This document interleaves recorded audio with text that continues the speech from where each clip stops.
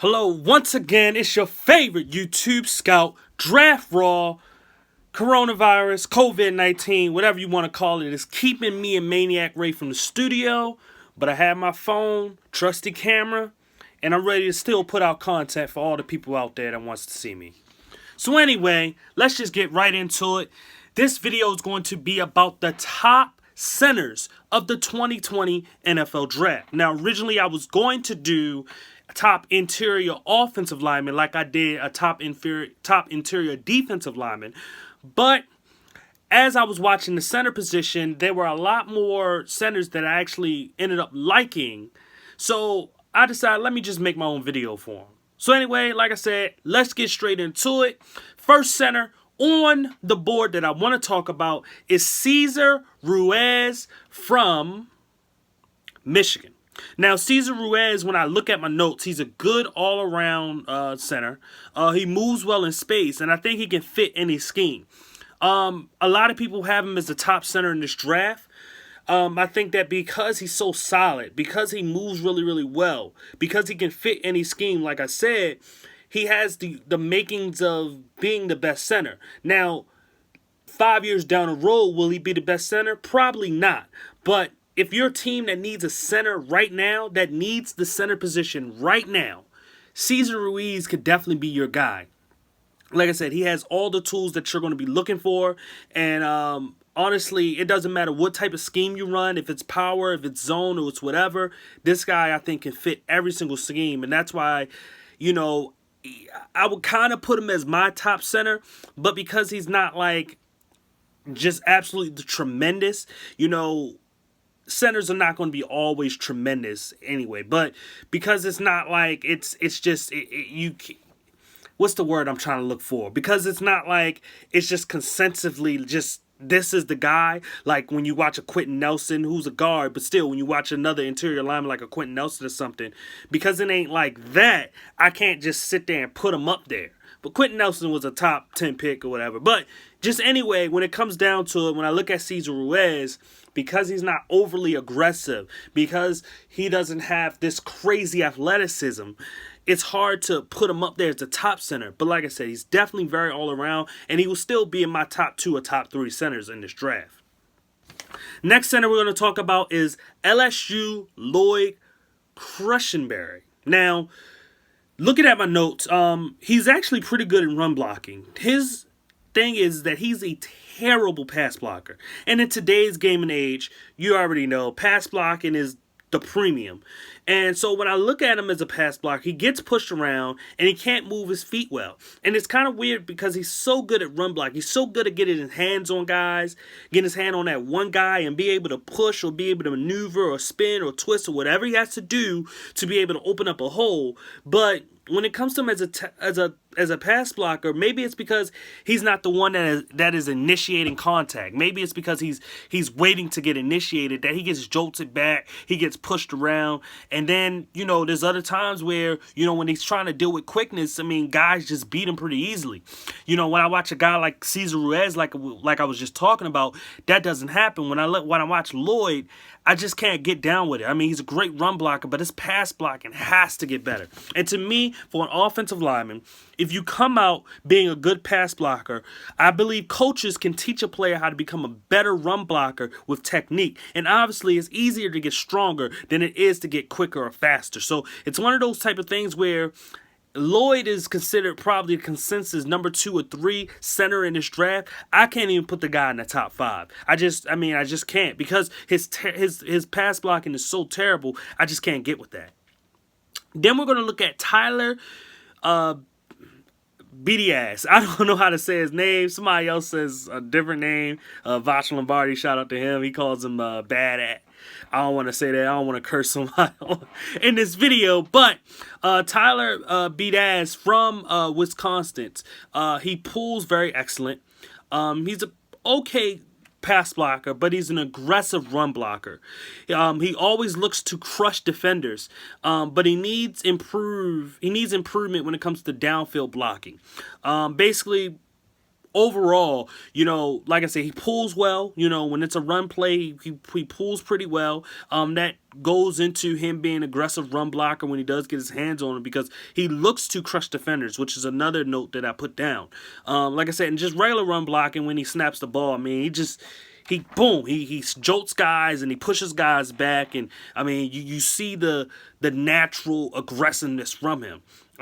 He's an okay pass blocker, and like I said, I can deal with okay pass blockers, with him being an overall center. He may very well become the best center in this draft class, because I think that he can get better. I think he shows that he can get better at being a pass blocker, but his run blocking is very, very vicious. The only thing is that when he's pulling, is that when he's blocking downfield, sometimes he misses, and that's what it's going to, the inconsistency. That's what's going to push him down a little bit. Some people have him as a number one center.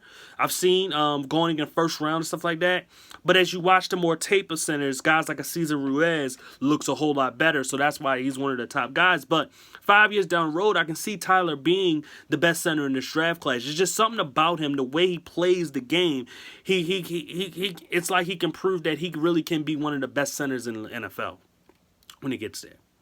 Next, we're going to talk about Darrell Williams from Texas A&M, from Mississippi State, I believe. Yeah, Mississippi State.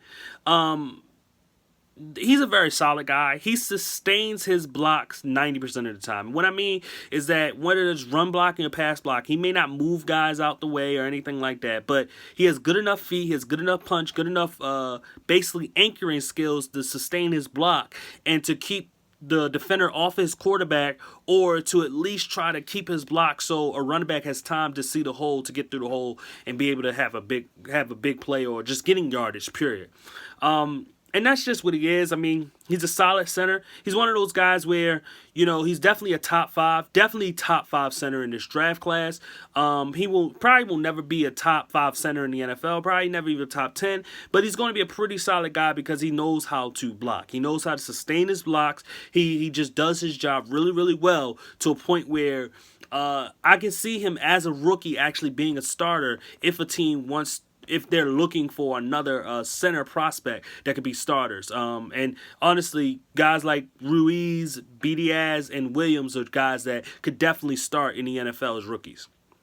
Then we're going to look at Nick Harris from Washington. Nick Harris is a very powerful, aggressive, high-energy guy. He moves well, he's gritty, and he's very underrated.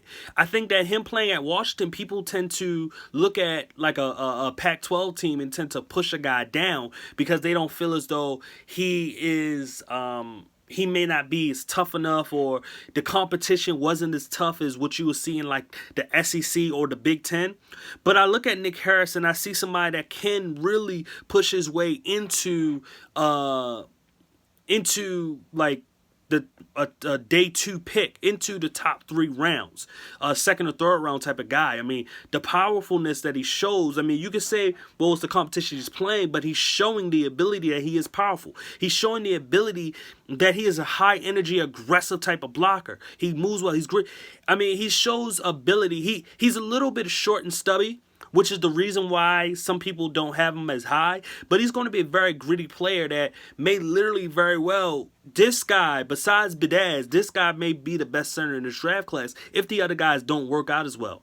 If Tyler Diaz is an okay pass blocker, doesn't work out because he's just an okay pass blocker, I can see Nick Harris being one of the best, tougher centers in the NFL, and can be up there with a guy like a Ruiz or Diaz and be one of the top centers within the NFL, at least top 10. Next, we're going to look at Matt Hennessy from Temple. I'm going to just stop right there. The last 4 guys that I'm talking about are pretty solid players. I didn't see anything wrong with them, but there's certain things that they don't do. They're not like highly aggressive. They're not like highly athletic, but they got really solid traits about them. So I'm going to go through those type of guys.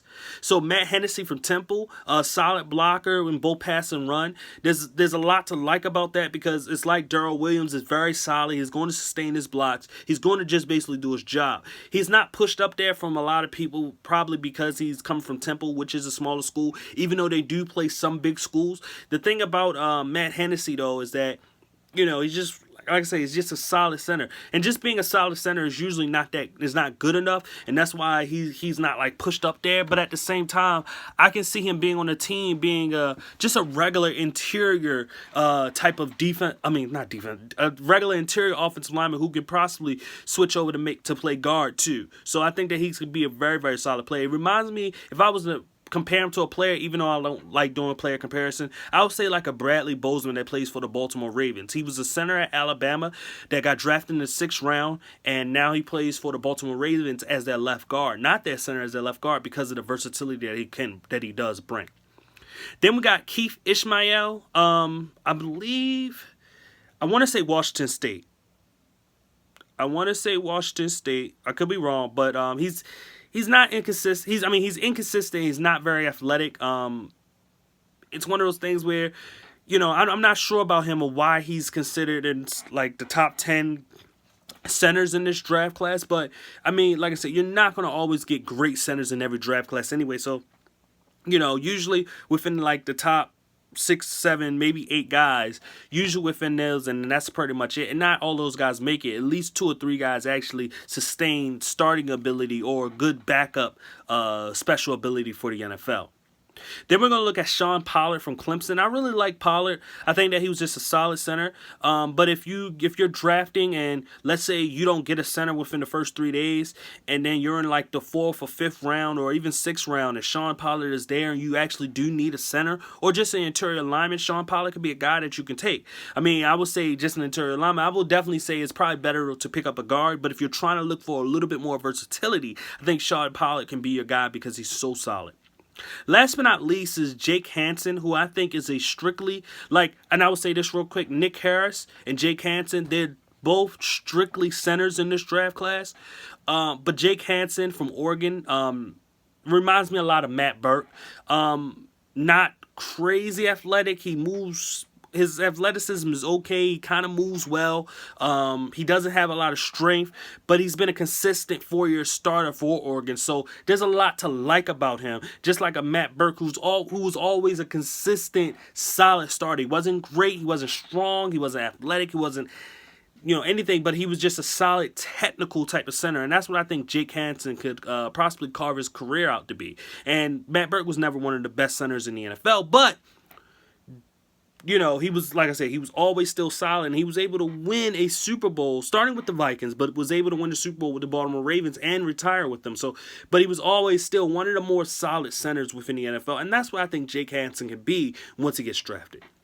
So anyway, that was the last name on my list. I thank anybody for watching. Please subscribe if you want to see more of Draft Raw. And hopefully when this coronavirus, COVID-19, gets finished and done with, me and Maniac Ray will be back in the studio giving you the great content that you deserve. Please hit that like button. Please comment. And once again, please subscribe. This is your boy, favorite YouTube scout, Draft Raw, signing off.